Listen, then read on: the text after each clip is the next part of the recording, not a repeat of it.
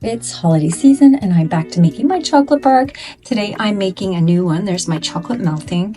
I'm making a trail mix version. I think this is going to be really delicious. I've got some chopped nuts. I don't chop them too much. I've got pecans, almonds. I think I'm going to add some macadamia nuts too. And I'm going to add some large flaked unsweetened coconut, just a little bit, and then some apple chips. These are crispy. Thought that was going to be really fun. And then when I lay out the bark, I'll show you, but I like to sprinkle on extra of the components so people can see what's in the bark. So stay tuned. I'm going to show you the bark once I have it ready. Here I am adding in the mix-ins, and then I'm going to spread it onto my parchment lined baking sheet, and you want to spread it fairly thin. I'll show you why. Hang tight. Okay, so here you can see I've covered most of my baking sheet, and don't be afraid to spread it thin, even if you see some areas look a little sparse, because what we're going to do now is add the toppings and fill in any of those spaces.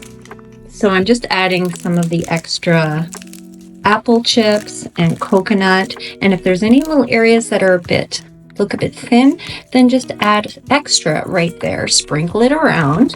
I've got the nuts in here too.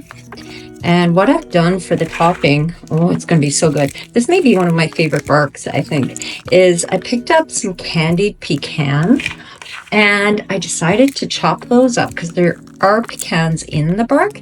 And I've chopped those up and I'm going to add it right at the top. So that will look amazing and taste amazing. So there's the chopped pecans. The candied pecans. Now I have candied nuts, a candied nut recipe on my site. So if you want that, I didn't actually honestly forgot that they were there. It's like, oh yeah, I have that recipe. It's really easy and they're delicious and it's cheaper than buying them. My dryer is noisy in the background. Now the final thing we're going to do, is a little sprinkle of sea salt. Hang tight. Now, chocolate always tastes better with a little bit of coarse sea salt. So what you want to do is put it between your fingers, hold your hand up nice and high, start to squish it so that it starts to sprinkle the salt. Can you see that? I've already put a bit on because this is my third take of this segment. So I'm not going to put too much more, but you'll hold your hand up high and squish it so the little bits of salt go on to the top of the bark. I'm not finished. I want to show you this bark once it's cooled and show you how delicious it is. All right, guys, you finally get to see the final bark. So here it is. Look how gorgeous that is. And you can see now, I'm just going to break some freshly. I'm doing this one hand. Let's see how this works.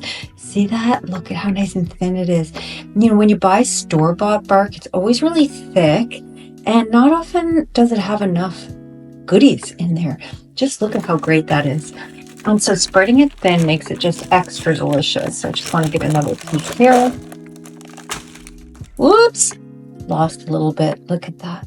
Oh my gosh, guys, you have to try this out. Just get creative. All you have to do is melt the chocolate and then do what you want. Like add in whatever toppings you want. You can make peppermint version. You can make...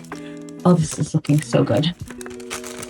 I want to show you where it's really, really nice and thin. Right here. This is the money maker here. Look at that. Oh, yes, that's what I'm talking about. You can do whatever you want with it. Give it a try. If you want to see more videos making the bark, because I've actually done a full video, comment video, and we'll send you to the YouTube videos. And if you want the recipe, comment bark. Go give it a try, guys. Have fun. I have to taste it now. You're gonna love it.